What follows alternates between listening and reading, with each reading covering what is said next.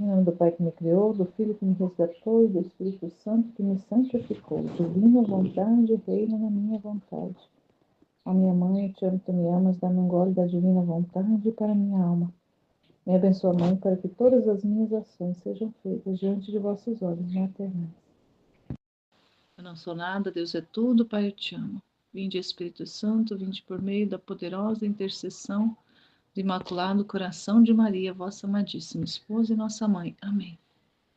Livro do Céu, volume 3, capítulos 74 e 75. O 74 é de 26 de maio de 1900.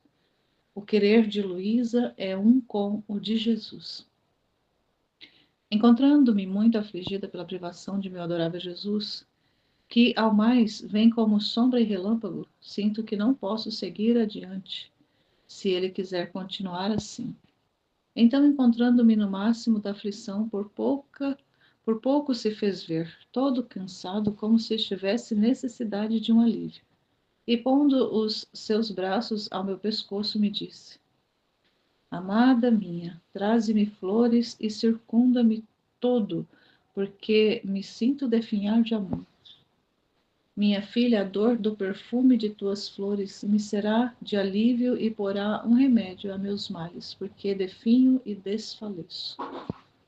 E logo acrescentou, e tu, e logo acrescentei, e tu, meu amado Jesus, dá-me frutos, porque o lazer e o escasso sofrer aumentam de tal maneira o meu definhar que desfaço até me sentir morta. E então não só flores, senão que poderei dar-te frutos para poder consolar maioritariamente o teu definhar.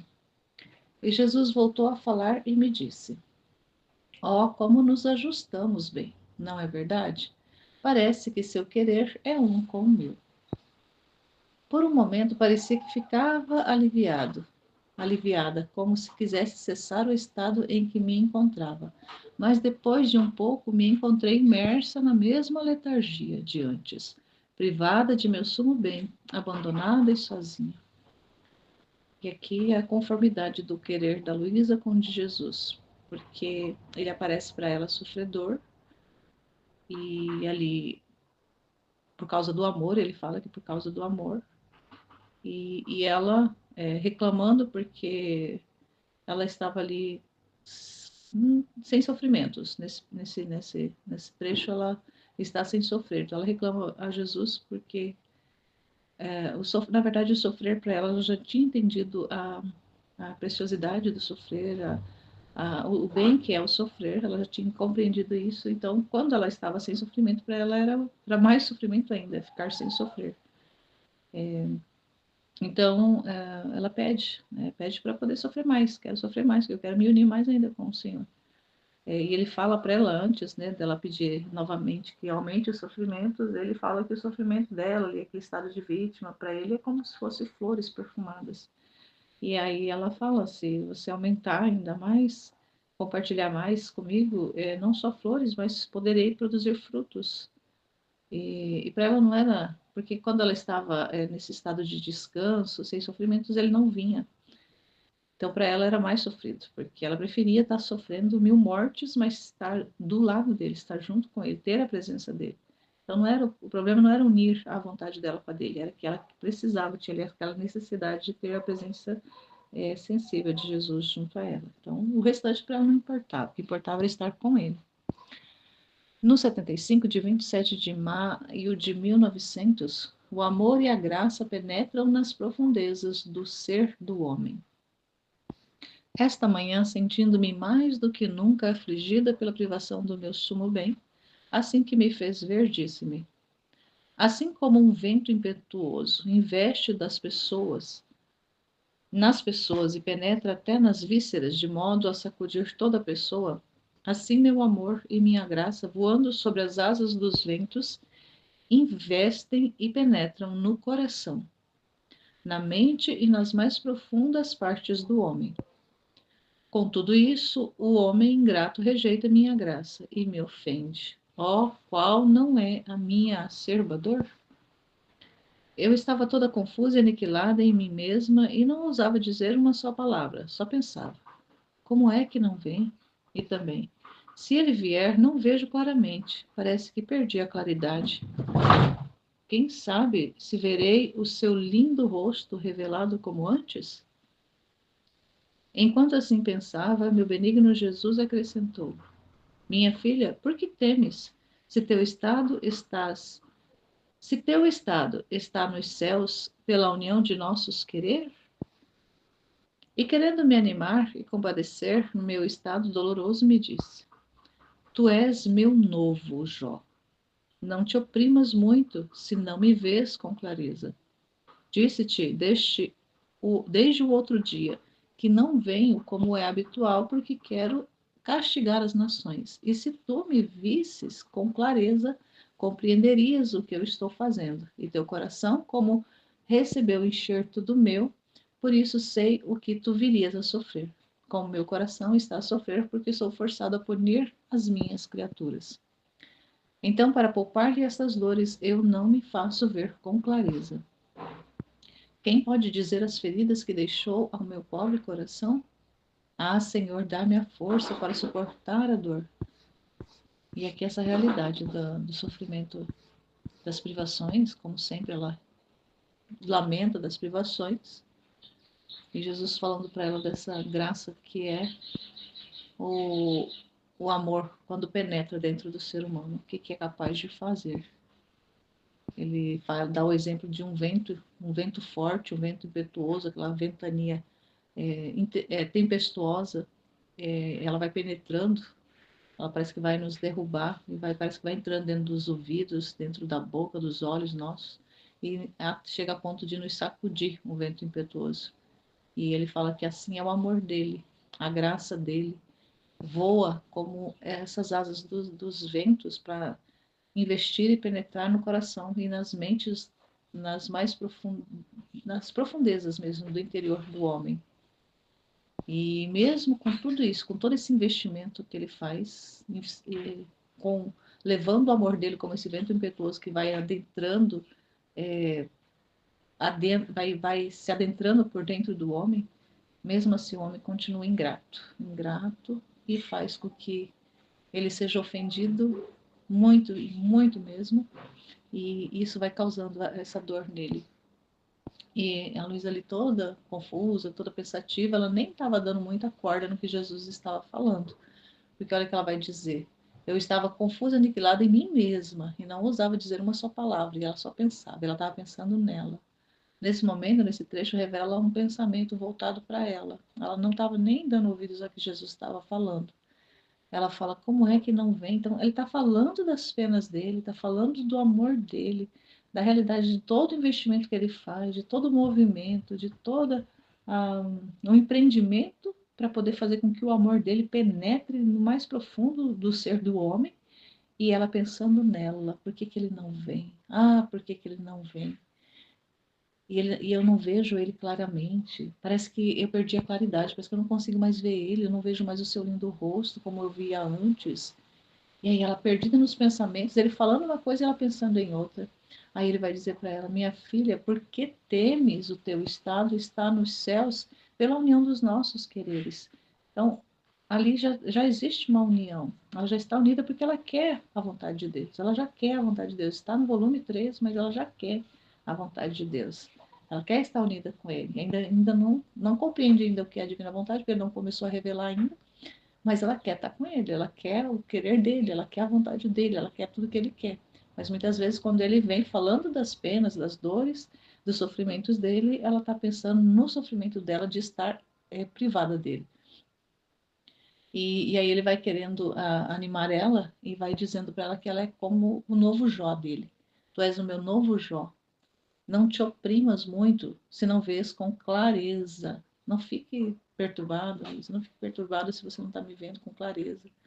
E ele já havia falado em outras oportunidades e vai reafirmar aqui que quando ele não vem, quando ele não se mostra claramente para ela, quando muitas vezes ele aparece como um relâmpago ou faz aquele movimento dentro dela e fala com ela de forma intelectual e ela não tem o contato sensível, é porque ele está punindo, é porque ele está castigando, é porque ele está dando curso à justiça. A justiça está trabalhando para fazer as correções das cagadas do ser humano.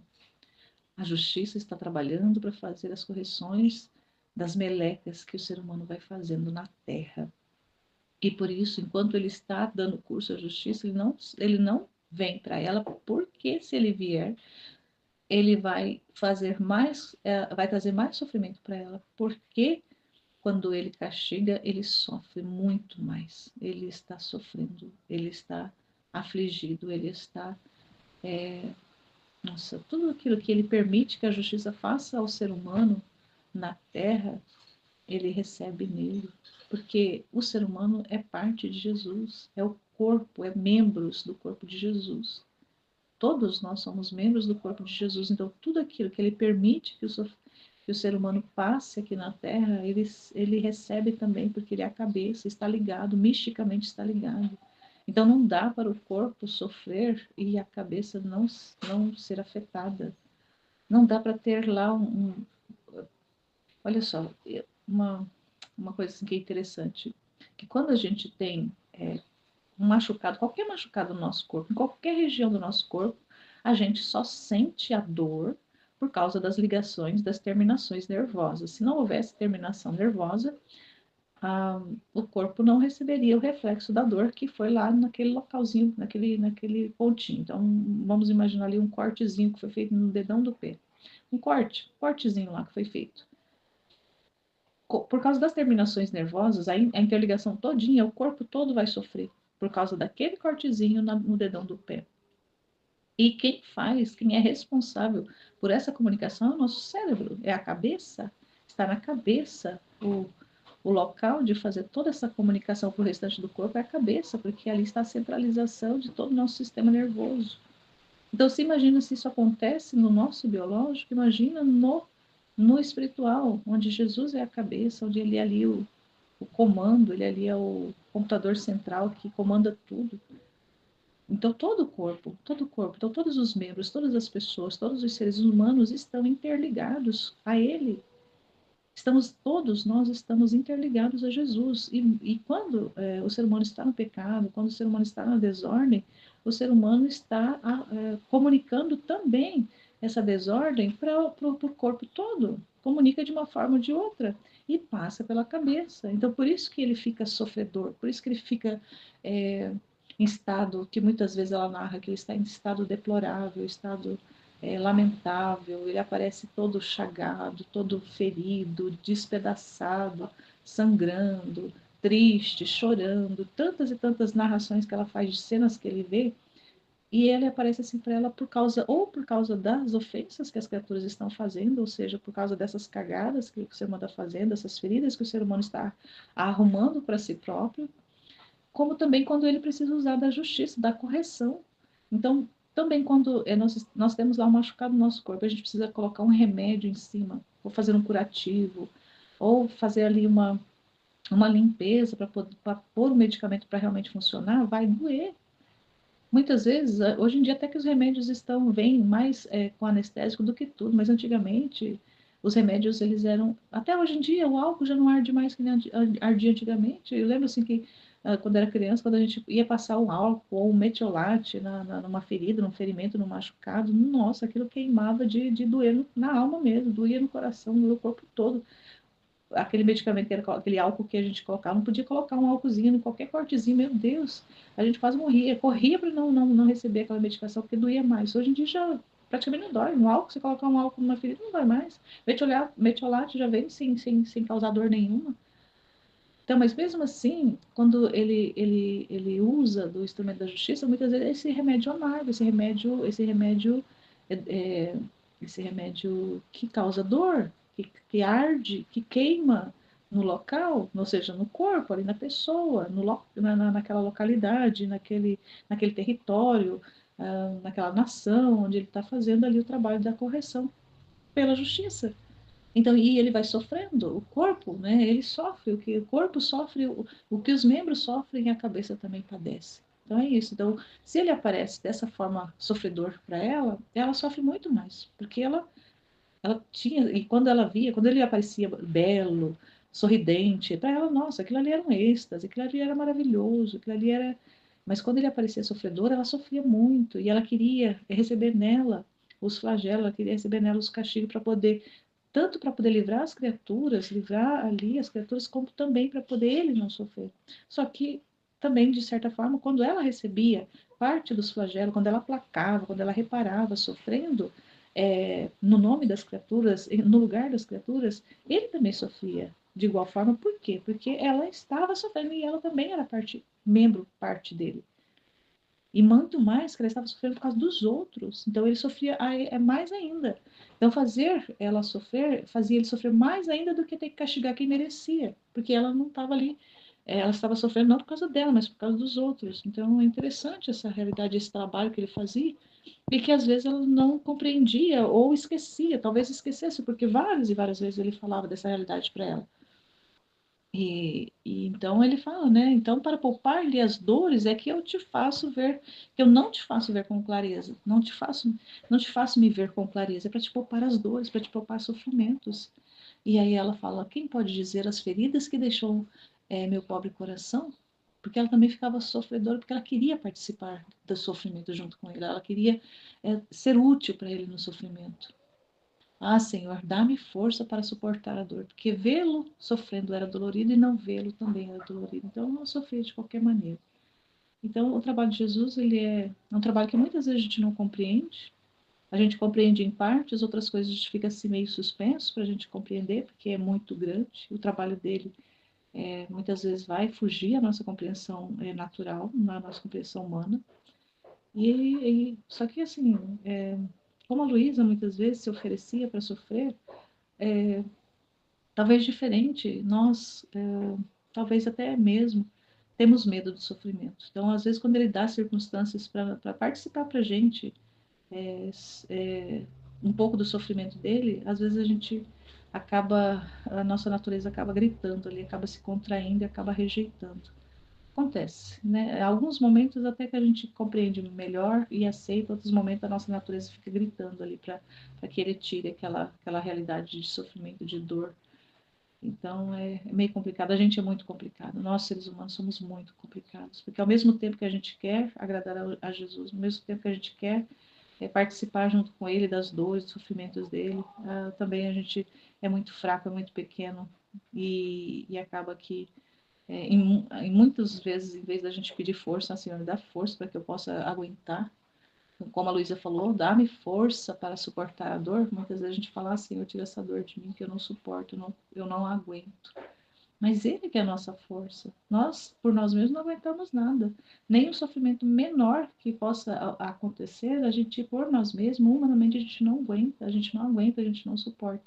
Então, todo sofrimento que a gente passa, a gente consegue vencer de alguma forma, é Ele em nós, é a força dele que nos sustenta, não somos nós. Nós, por nós mesmos, não temos capacidade nenhuma, nem de suportar um cortezinho na ponta do dedão por nós mesmos. É Ele que é a nossa força, completamente. Então, por que muitas vezes a gente tem medo de falar, Senhor, pode mandar, Senhor, pode mandar. Se é para livrar as almas, se é para levar o orvalho benéfico para as almas, se é para que almas sejam salvas, Senhor, dá para mim. Mas, nossa, quanto que ainda a gente tem medo de falar isso? Quanto que ainda a gente não confia no Senhor e a ponto de falar para Ele, Senhor, manda para mim, manda conta para mim que eu assumo ela junto com o Senhor. Claro que é junto com o Senhor, que sozinho eu não dou conta de pagar nem essas contas básicas que a gente faz no humano mesmo. Imagina pagar as contas espirituais. Mas a gente tem que pedir para Ele a força. Senhor, dá-me a força. Se o Senhor me der a força, pode me mandar a bomba também. Porque a força é o Senhor mesmo. Então, se o Senhor está comigo, eu consigo ir para frente. Então, a gente tem que ter muito isso presente na nossa mente. Se o Senhor está comigo, então eu posso. Tudo posso naquele que me fortalece. Tudo. Então, se é tudo, é tudo. Mas é nele. É só nele que nós conseguimos vencer. É só nele que nós conseguimos suportar. É só nele que a gente consegue viver mais um dia nessa terra tão desordenada, tão virada de perna para riba, tão avessa como a gente está vendo o mundo, todo avesso, todo parecendo um trem descarrilhado rumo ao abismo. É assim que a gente está vendo o mundo hoje. Mas se a gente consegue viver mais um dia nessa terra dessa forma por causa dele, por causa da força dele, é por causa que ele está nos sustentando, ele que está conosco, ele que está nos dando a força. Amém.